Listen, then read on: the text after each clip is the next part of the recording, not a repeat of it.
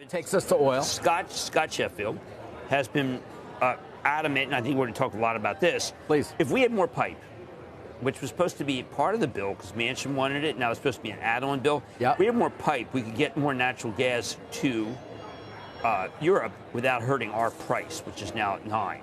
And I'm going to ask Mr. Sheffield about that, but the president's very anti-pipe. Why is that, Jim? I mean, we've got the two big the two big exporters, Cheniere we have the most Freeport. natural gas other than Kuwait, right? Qatar. But what pipelines would you be talking about? We're not going to have a pipeline.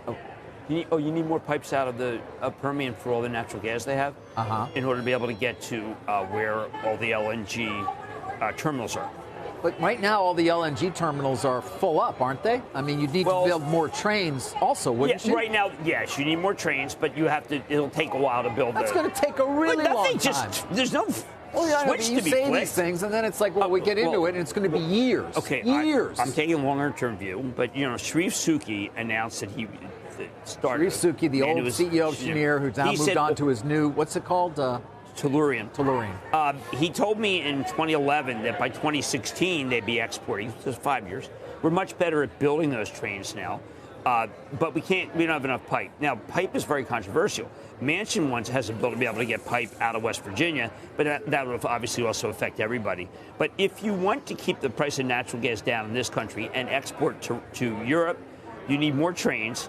By the way, Sempra is very good at this. People don't understand Sempra. Sempra's the fastest and best growing utility. Interesting. Sempra's good at what?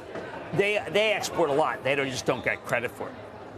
That's a very interesting stock here for people at home. That's the best growth utility. It's incredibly well run. I would buy that. It's in the bullpen to buy for my charitable trust. Just haven't done it. Haven't pulled the trigger. My bad. Okay. Where do you want to go? Let's just talk markets for a minute. We do have the NASDAQ down almost as much as 1%. Why is Amazon down when they put in the charge?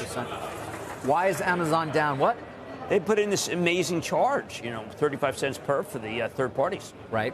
In order to be able to offset, maybe bring in $500, $600 million to offset the problems with transport. And yet the stock's down, which is, again, a tell that I think this market wants to go lower, not higher. The only name of the big ones that I'm seeing up on my screen is Apple. But Apple's up again, Jim. Only down 2.3% for the year.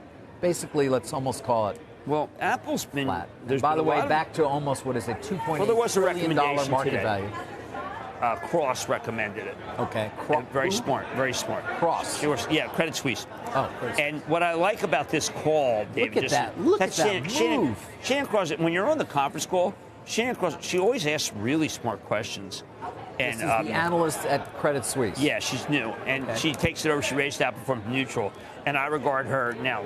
This is maybe apostate. But Katie Huberty's no longer the axe in Apple because she now does run the research. She had a technical piece out the other day. I think that Shannon, whom I do not know personally, may be the new axe.